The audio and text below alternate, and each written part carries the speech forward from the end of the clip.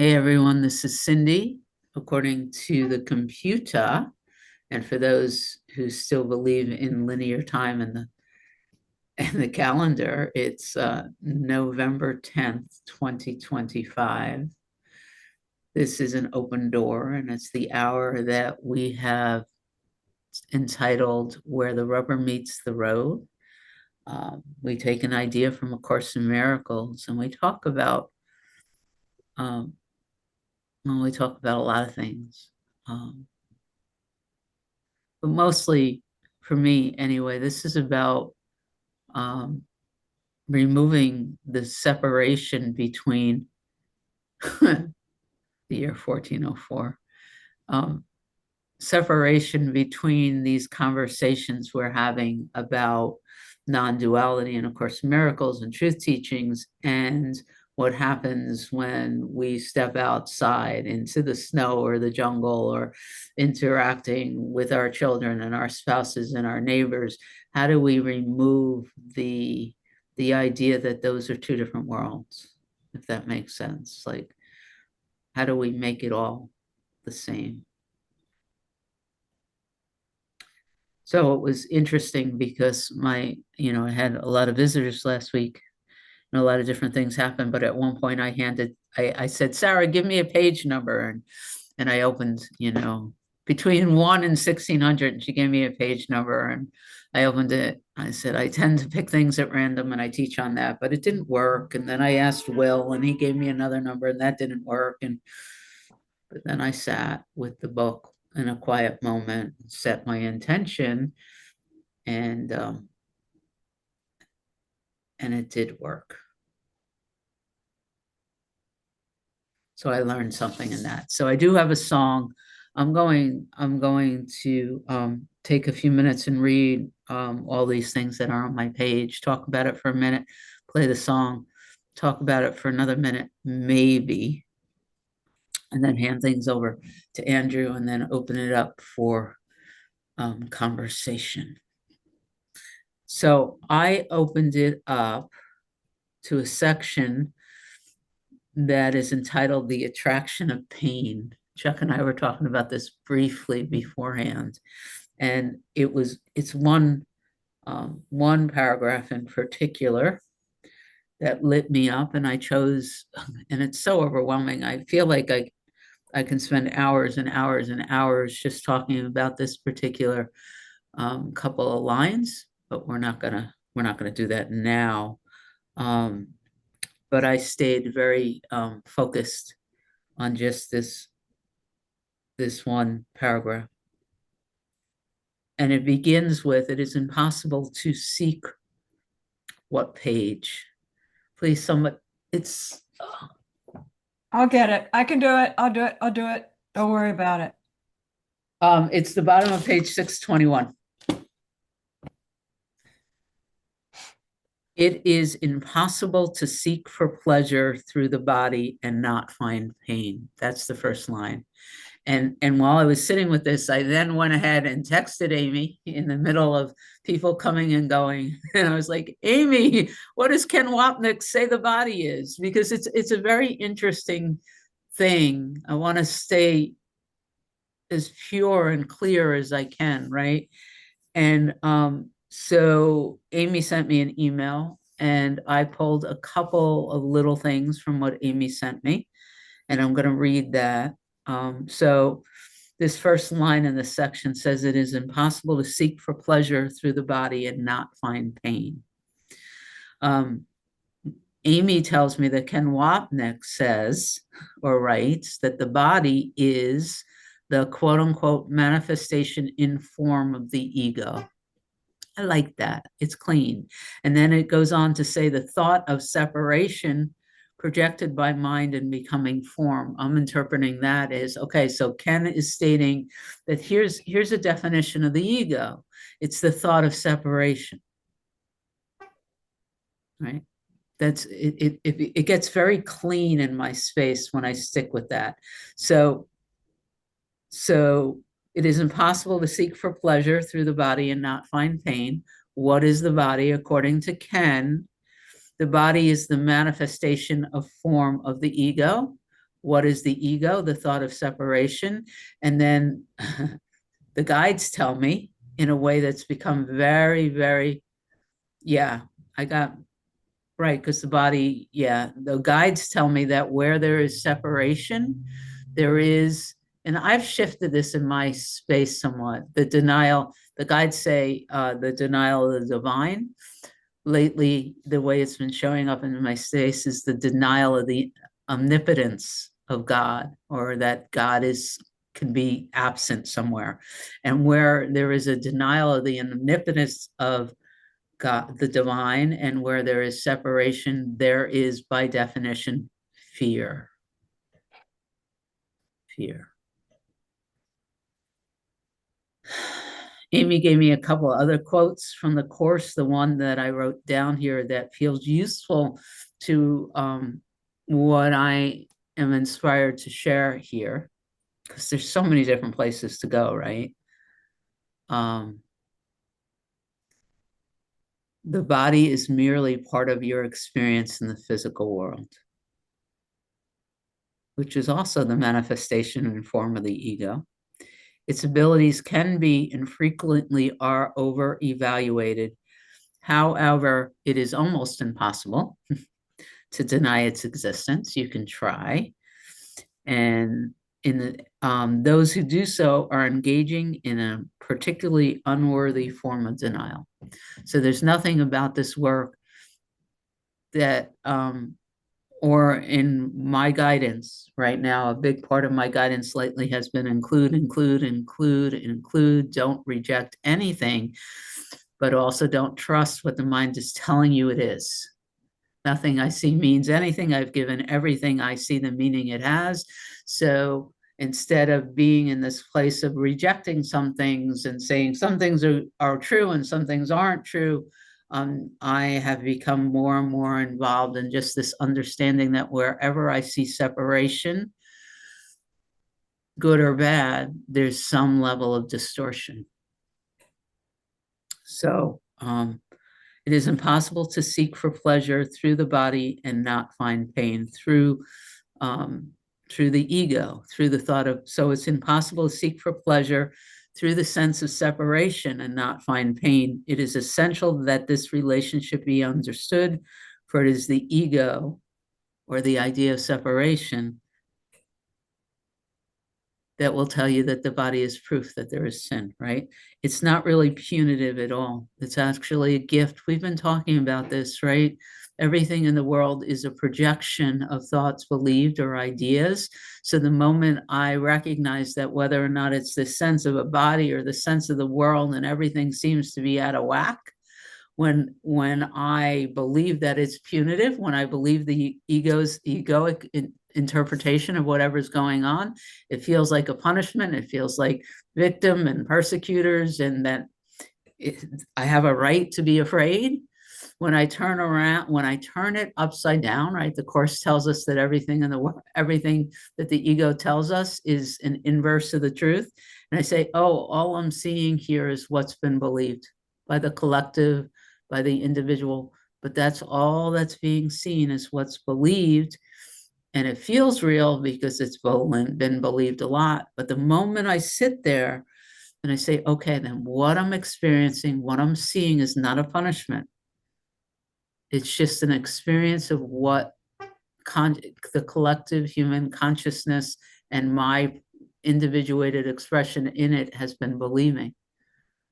And some of these teachings of late, it's also what I've been asking for on some level, to have that experience. It feels like enough for now. There's more here. Let me play this song. And again, it's playing for change. And I'm going to leave you again with this idea that the world is projection, not truth. And it's a gift. It's an opportunity. Our experience of the world is an opportunity to really highlight what's being asked for, what's being believed. It's not what is true or needs to be defended against or attacked. It's all about how, how do we meet the world? Yeah.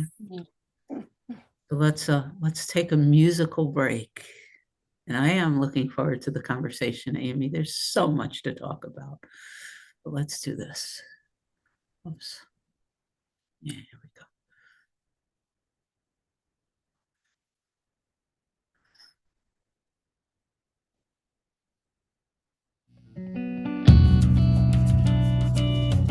For some reason you can't hear it, let me know. I'm not pressing.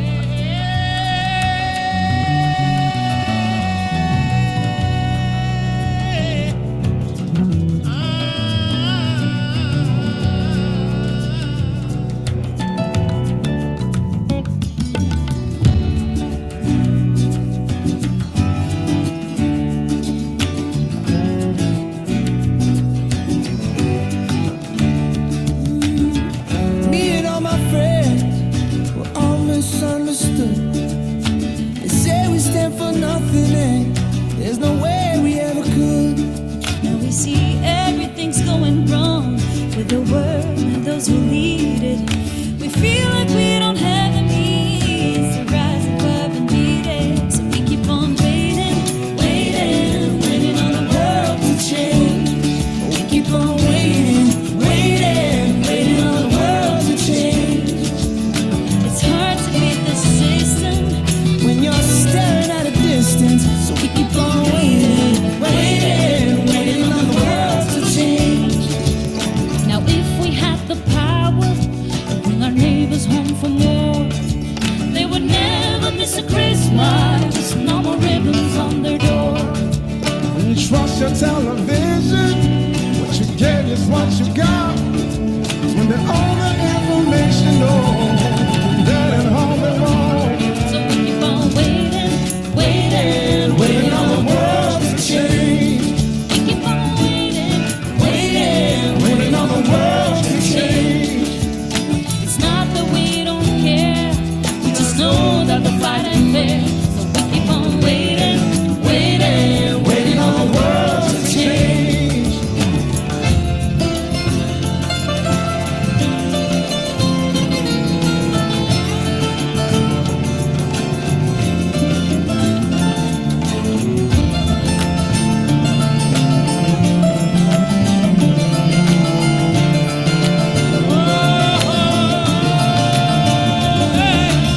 لما صرت صفو السماء فلننتظر أجل الحكاية. فلنبقي ما يروي الظما وليبقى من يروي الرواية. We're still waiting, Waiting, waiting on the world to change. we keep on waiting, Waiting, waiting on the world to change. One day our generation is gonna rule the population. So we keep on waiting, waiting, waiting on the world to change. waiting on the world to change. Waiting on the world to change. So we keep on waiting, waiting, waiting on the world to change. Waiting on the world to change. Waiting on the world to change. Waiting on the world to change.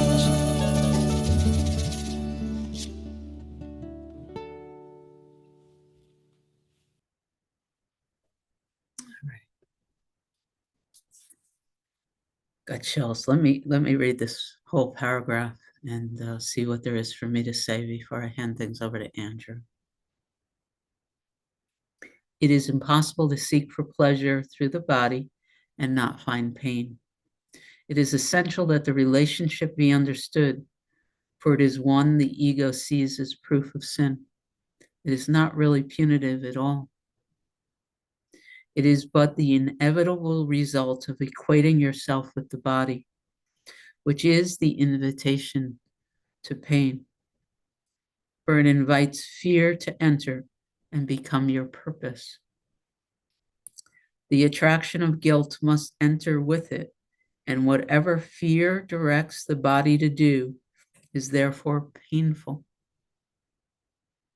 It will share the pain of all illusions, And the illusion of pleasure will be the same as pain. I'm feeling a desire to just keep this really slow and simple.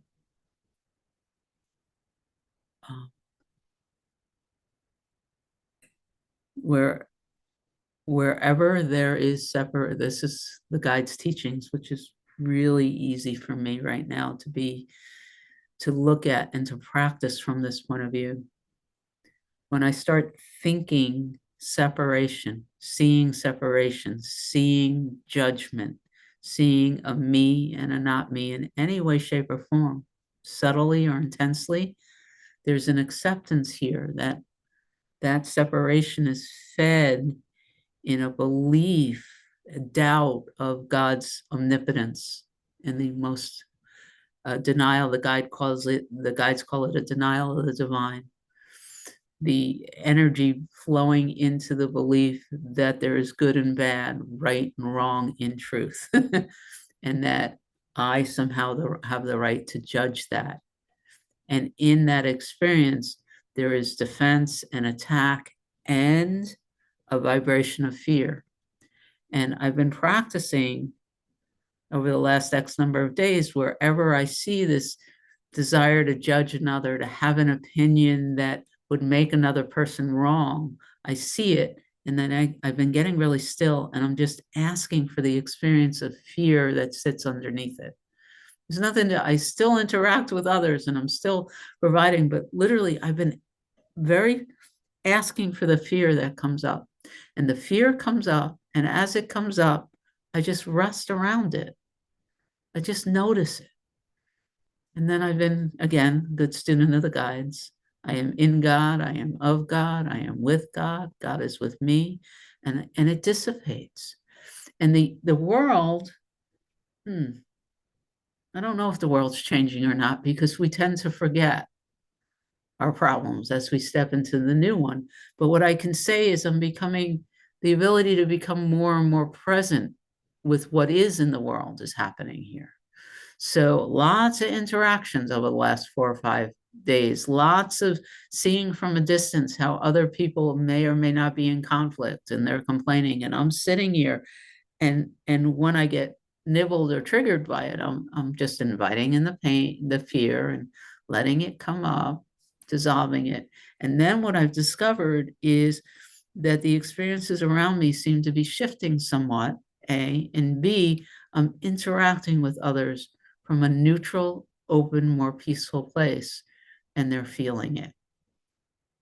So essentially, though we include everything, including the world, including others, including everything in this teaching, holding the understanding, the continuous understanding that what I'm interacting with is the projection of collective human consciousness, the individual, the collective, whatever, what is showing up here now, what I am interacting with is a projection.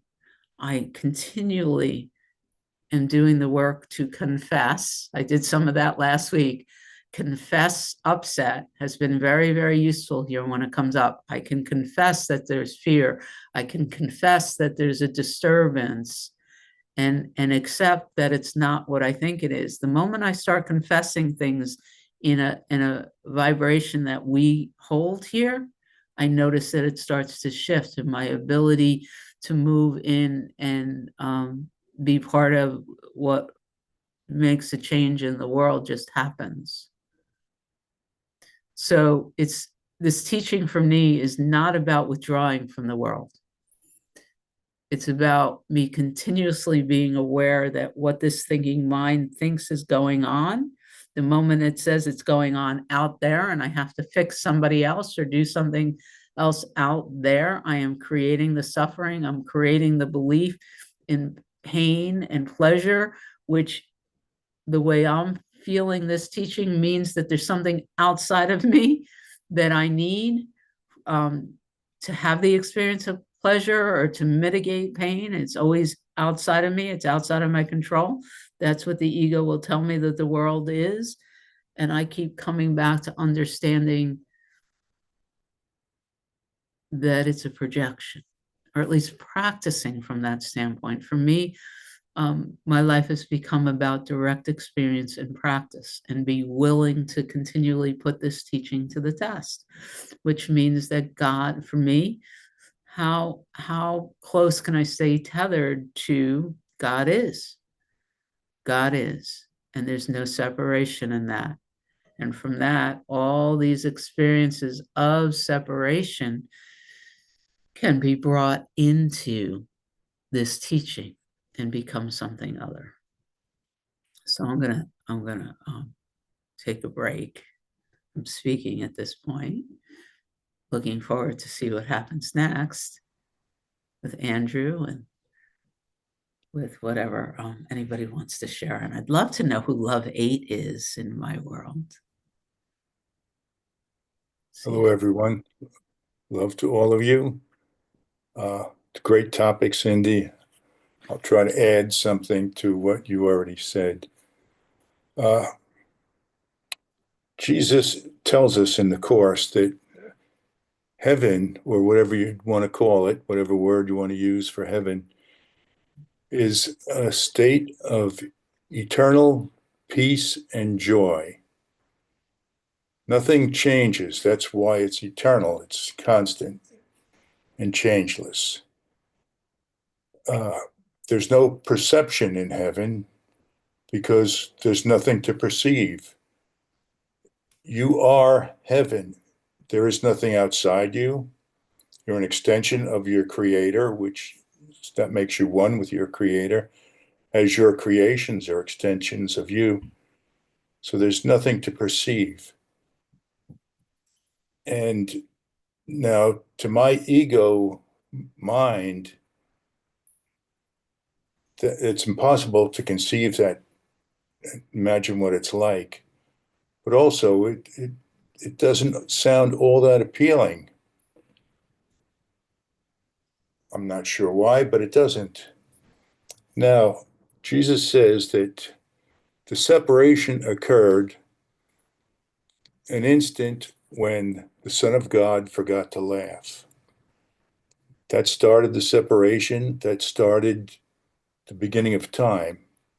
And that's where we've been ever since, in this linear belief that what we do, affects the future, and things are going to be changing all the time.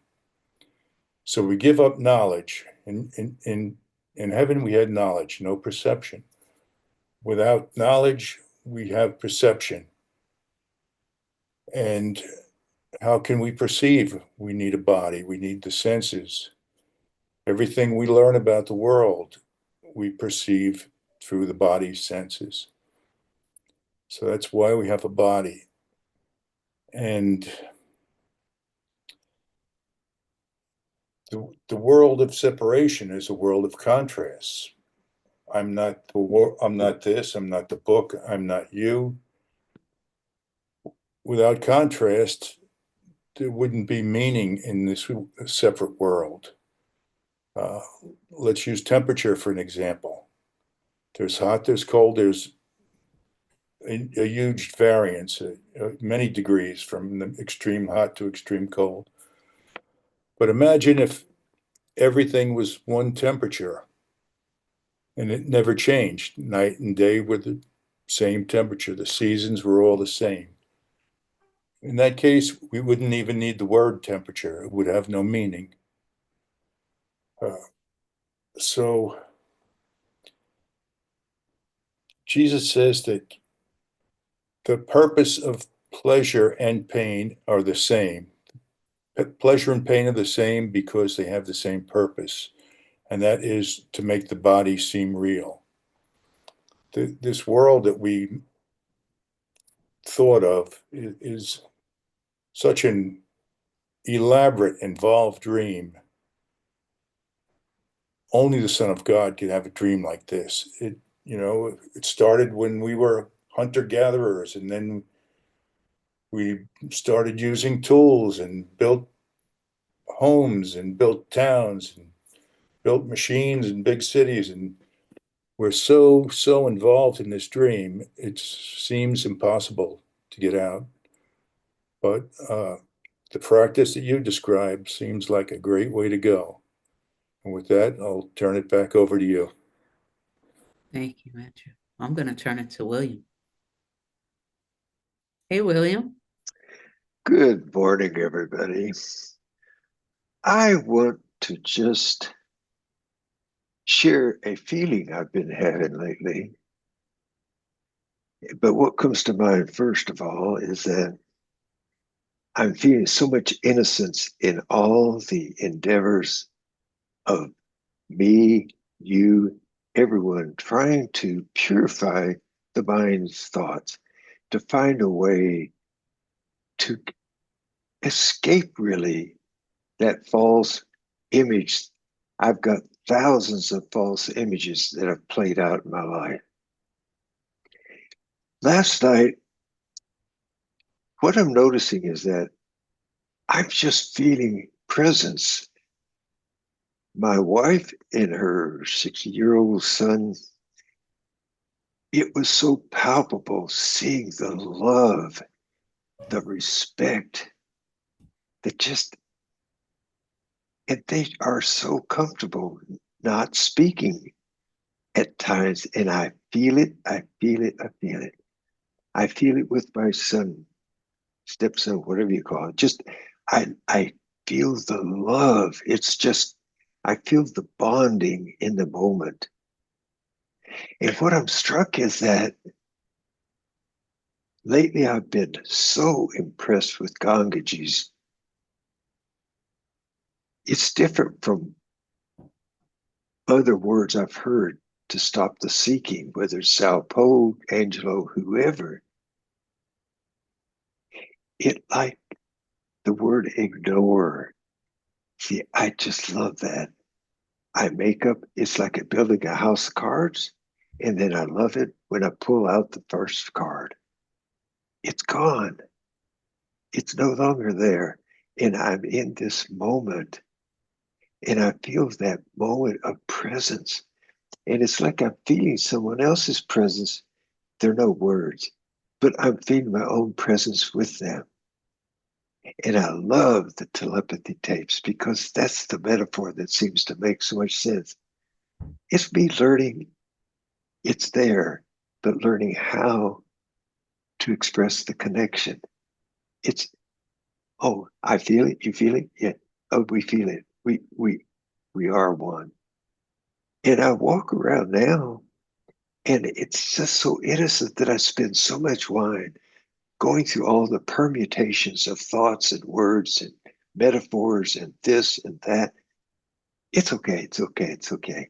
But when I slow down, I stop, and it's not just stop what I've been doing, it's stopping everything. And I don't even know what everything really means, but I'm listening, I'm feeling it.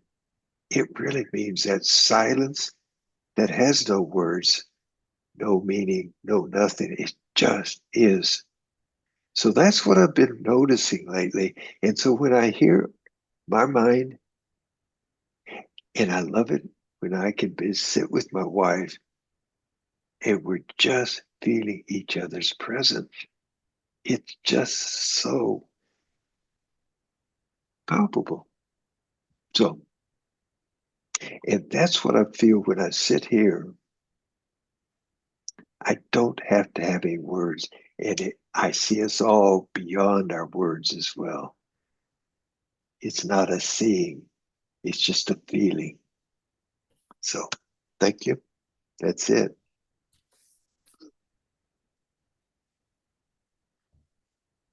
So, I had an experience this morning while I'm waiting for the next person to raise their hand. It may seem simple, but I'm holding it in mind. Thank you, Amy. The body is the manifestation in form of the ego, which is the thought of separation projected by mind and becoming form.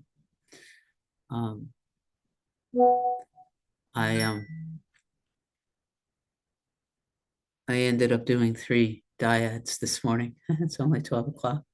I did a diet at 5 a.m., a diet at 8 a.m., and a diet at 10 a.m. And during the beginning of my first contemplation in the third diet this morning, I was in such a quiet place, and there's this space that was moving through this body, right? Like there was an awareness of the physical form, but there was an awareness of a space that moved through the form as if the form's not even there. And there was a conscious awareness of both, which is extraordinary. In that space, I heard the words inside of me. Oh, it's Nadego. I wanted to know who Lovey was. Now I know it's Nadego. Nastor. I love you, Nadego. We can't see your image. Anyway, I heard these words. My shoulders are tight.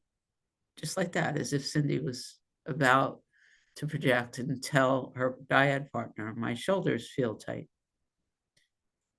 So here I am, there's this space that doesn't even acknowledge the body. There's this sense of the body, and there's this third like entity that's speaking that said, my shoulders are tight. Now, instead of immediately communicating to my partner that I was experiencing tight shoulders, I took the extra step of placing attention on this sense of where the shoulders would be, and discovered there was no tightness, no contraction, no nothing. Now, even as I say that, there's a fear response, like it's a subtle fear response. But in other words, I heard a voice pretending to be me, suggesting that I was experiencing tight shoulders and I should communicate that to my partner. I heard it, but there was an extended or expanded version of me that chose to check it out first before I spoke it as if it was true. And what I determined was that there was no shoulder experience of tightness or pain or anything. There was an energetic outline of where the shoulders should be, and they were feeling open and fine and relaxed. And I've been sitting with this curiosity as to, and again, like not from a mind standpoint, but just like, oh, wow, where did that thought come from and what was its purpose? Relative to this teaching, there are some things I could say, but it's wild. It's wild that there was a voice pretending to be me, narrating an experience I wasn't having.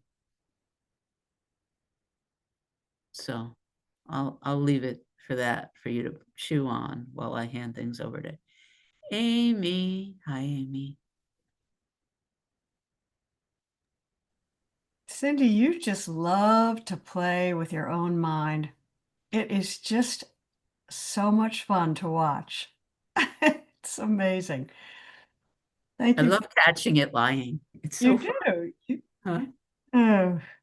Huh? Yeah. Let me, if I may, I want to just take this beautiful teaching that you've brought to us back to the text, because it arises in chapter 19, which is from sin or separation to peace. That's where this teaching comes in. And it's under this section called the obstacles to peace. And so when we look at the teaching is essentially saying the body as an obstacle to peace. And it starts this by talking about the crucifixion. And it says that the Christ consciousness is saying to Helen and to us, I had to die. I became the symbol, my body, of your separation. So I had to die instead of you. And the ego means To the ego, sin means death, and so the atonement is achieved through murder, which is really powerful, the murder of the body, right? So salvation is looked upon as a way by which the Son of God was killed instead of you. I have to read that again. To the ego, sin means death, and so atonement is achieved through murder. Salvation is looked upon as a way by which the Son of God was killed instead of you. And so when we talk about the body, that's how this teaching, it's within this really graphic container, is the way that the body is being talked about as the object of crucifixion, as the symbol of the ego, which is he's going to die through murder so that I'm left sinless without any blemish on my body. And that is just absolutely the projection of the ego in the dream. I mean, and it almost has to be, the word crucifixion is a really powerful word. And it makes the teaching more powerful to use that word. And so what this is saying then is that the body is a projection of separation. And it gets really ugly when you look at the crucifixion as one body dying so that other bodies can be free. And how fucked up that is. That is a really, really insane way to interpret the body. Right? It's friggin' nuts. And so the body is a wholly neutral thing. And the thing that I love about this lesson is the first paragraph, which says, your little part, just your little teensy weensy part is only to give the Holy Spirit the whole idea of sacrifice. So what does that mean? It means give up all idea of separation and sacrifice. Just give it up. Right? It doesn't exist. If you want to have fun in the body, have fun. The body is a wholly neutral thing. Do what you want to with the body. Enjoy it. Don't look at it as an object of something to be remorseful about. The body is there to enjoy with other bodies and to have pleasure in it and to know the oneness with another body. And it doesn't matter. It's an expression of communication, right? So your little teensy part is to give the Holy Spirit the idea of wholeness, the idea of oneness, the whole idea of sacrifice. Just give it up. And to accept the peace that the Christ consciousness gives instead, without limits that would hold extension back. So when you give this idea of peace and you accept the peace, accept it without limit, right? Don't limit it in any way.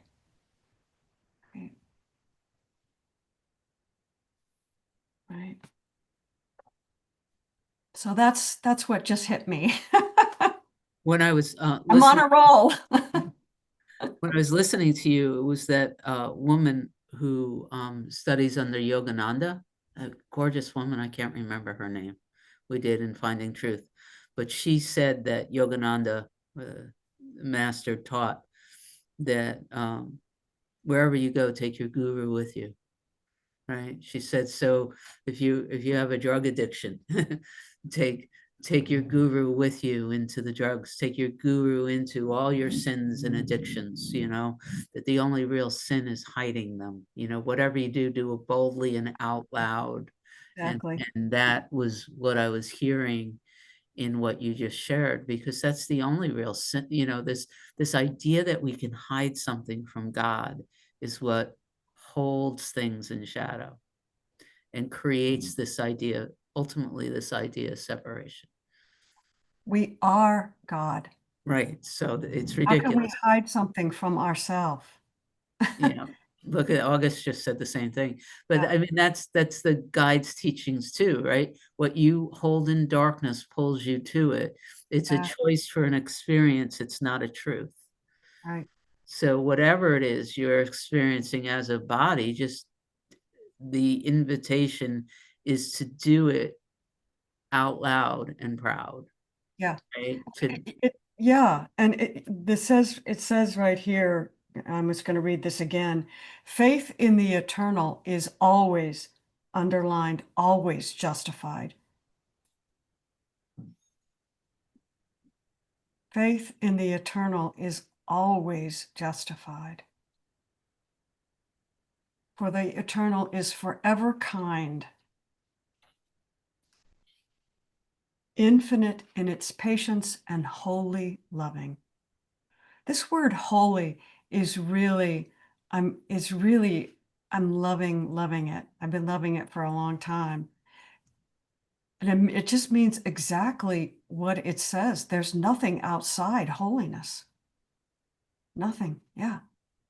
Nothing. As August said. Anyway, thank you for listening to me. I really appreciate it. who feels like it's a hardship to listen to Amy share? I Raise just love being your here.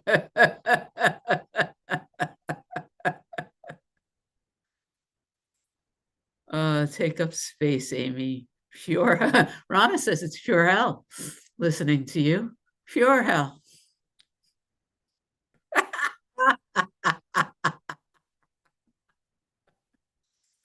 Oh, man. All right. Nobody's hand is raised, so I'm calling Richard to the front of the table without his permission. How did this lesson find you today, Richard? Hi, everybody. Love us all. Ray shares. What came to mind was when you identify with the illusion of the body, you're walking into the dualistic world. Everything has an opposite. So if there's pleasure, there must be pain. If there's love, there must be hatred. If there's peace, there must be war. That's what dualism is all about.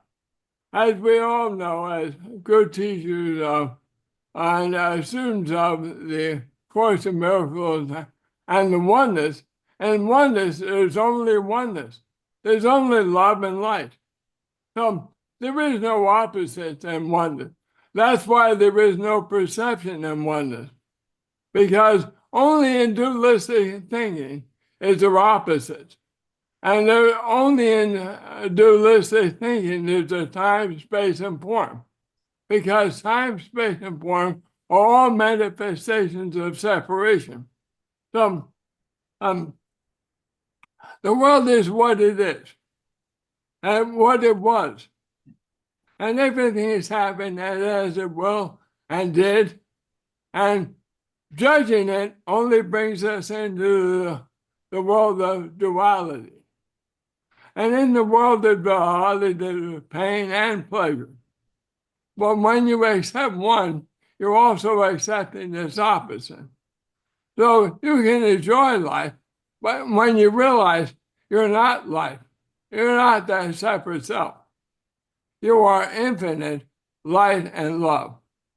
And then if you can keep that in mind and the present of your moment, then you can enjoy everything life has to offer because you realize it's not real and everything you see and perceive is full of light and love. So that's what came to mind for me. Thank you. I'm just going to start making it a habit of calling on you whenever there are no hands raised, just so you know. You could say no thank you if you'd like.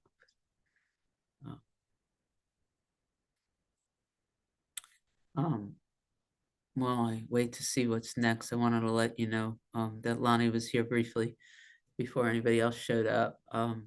One of our meetings last week that I was at, she talked about watching the ambulances show up for her neighbor's house, and it turns out that a call came in right before our meeting this morning that he's preparing to make his transition. So she is holding space, going to pick his mother up and calling his siblings and just holding space, loving space for this transition. And so anyone that wants to hold that in your heart in support of Lonnie just had nothing but love and felt very blessed to be taking on that role. But I felt inspired to share it with the community so that we can add our open heart to the work that she's been called to do. Yeah.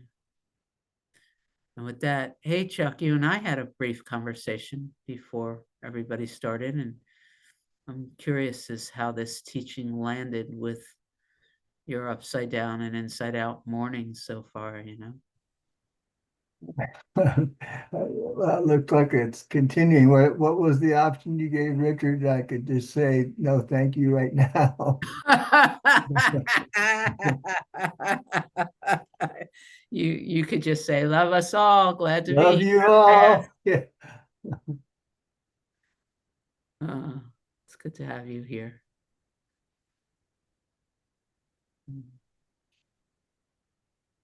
All right, August, you're on. Everybody's so quiet this morning. Is there a question? I'm confused. I want, hello, what animals have you seen? How's this moment? How did this teaching land for you? Anything you want to share? Can I just ask for like a collective prayer for my aunt, my mom's only sister? The police in Iran like raided her house early hours this morning for us. And she recently had like heart surgery, so it's like, so it's like there's a lot going on. Send her some. You said the police raided her house? Yeah. Okay. In Iran. Where is she? Took all her devices and everything. Because my cousin's like an activist or whatever, and he was like staying with her. Anyways, it's a whole thing. Are She's they in- in the States? No, in Iran. Oh, Like took all their devices, like everything you could possibly imagine. I just heard about it like 30 minutes before this. I don't even know. Anyways, that's the first thing I want to say. Please send her some love and peace and whatever else they need. And for my cousin to like not get taken or something. Because he already got taken and he just got released. So I'm not sure what's going on. A lot of shit going on in Iran. Anyways, been seeing a lot of animals lately. Saw some toucans. I was walking around. I saw some peacocks. I saw 2 peacocks hanging out with a chicken. I have the whole video for you all. Excited Please for you to see. send the video. That's a good one for And us. as to soon as start I your saw blog. those, I saw some puppy dog looking cows. It was so weird. Such a weird experience. Loved it. Got the whole thing on tape. So Start uploading your videos and I'll get this blog set up. So we Okay. can share it. August, I just want to, I don't know, it's a funny thing, but I appreciate in some ways what this current government in the United States is really driving home for me is how you can live in fear of your own government. And it's, wow, how you can live in fear of your own government. And the idea of freedom and democracy is such a precious idea, so precious, that the government is responsible to the people.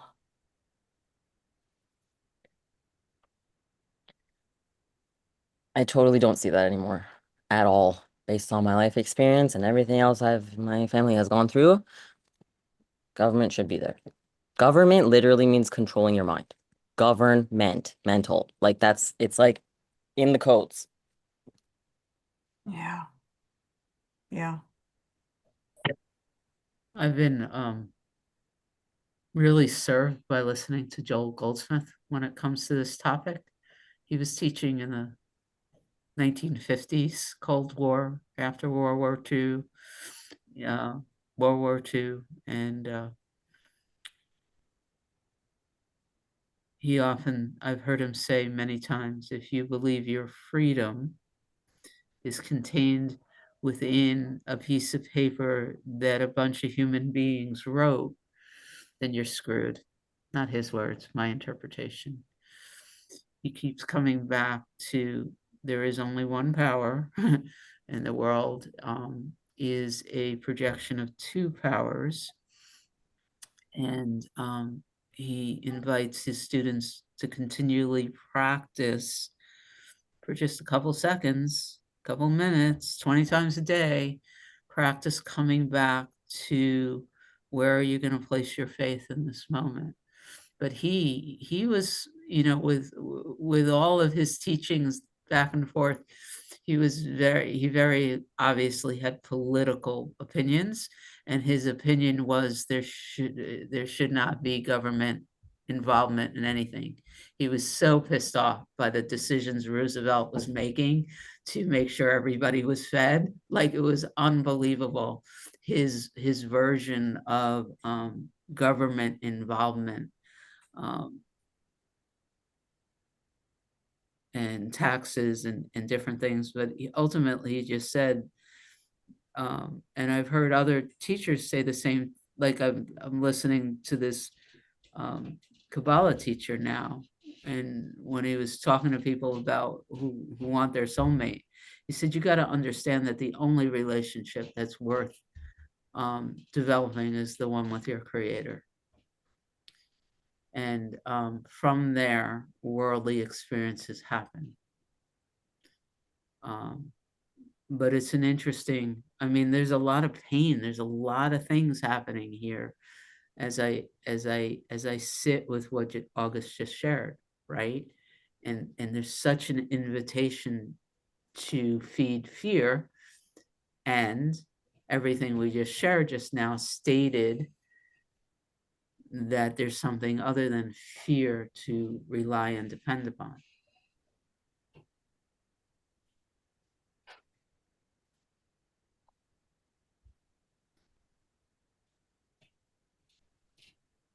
One of the reasons I think there's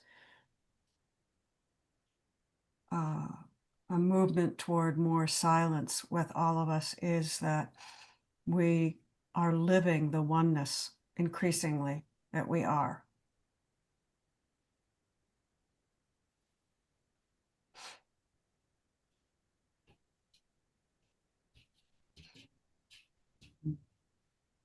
Or at least the faith in the oneness. The faith in the oneness. Either my faith is getting much stronger or my knowing is. And I think the two are totally entwined. I just know it, William. I'm barely even questioning it anymore. I'm mostly just enjoying having the experience of realizing it over and over and over again. Cindy said in the beginning, she said, I wrote this down. She said something to the effect of making it the same. And I thought to myself, it is all the same, but there's so much uniqueness in the same, and how beautiful each expression of the uniqueness of oneness is. So I move into just enjoying the beautiful uniqueness of all expression.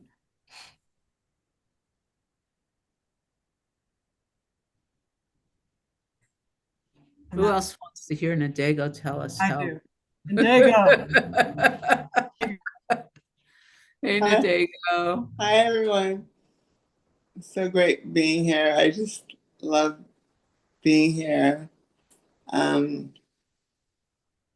So it's been amazing. So I had another, I think I told you guys I had another like embolism or something. I don't know what you call it. A seizure? A You told me seizure, you had yeah. a seizure. I had a seizure. And so now I'm taking medicine twice a day. And I have to do that for the rest of my life. And I can tell you, I was so fucking pissed off. I was hot. I was enraged. But I got over it. Oh yeah, because I got quiet when I could, when my aide was gone. So I told her she had to leave. I just need to be alone. Because I was so angry and like, fuck you, God, fuck everybody. I was in so much rage. And then I got quiet and I just said, okay, God, what the fuck? What? Why do I have to do this? I don't want to do this. I don't want to do this. And then God just told me, I got you. And then God told me, don't worry about it. Just do it. It's just medicine. Just do it. It doesn't change anything. And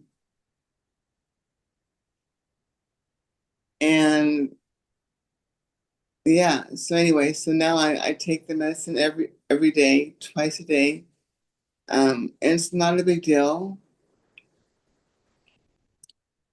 And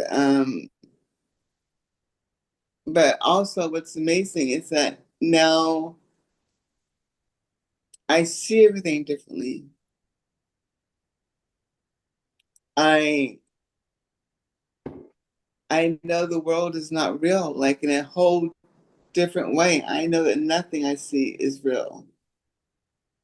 So I see everything. I see everything differently now, completely differently.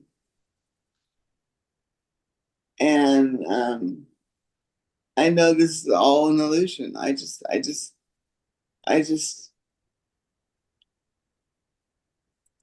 and then I'm doing the workbook lessons because that's the truth. And so I'm just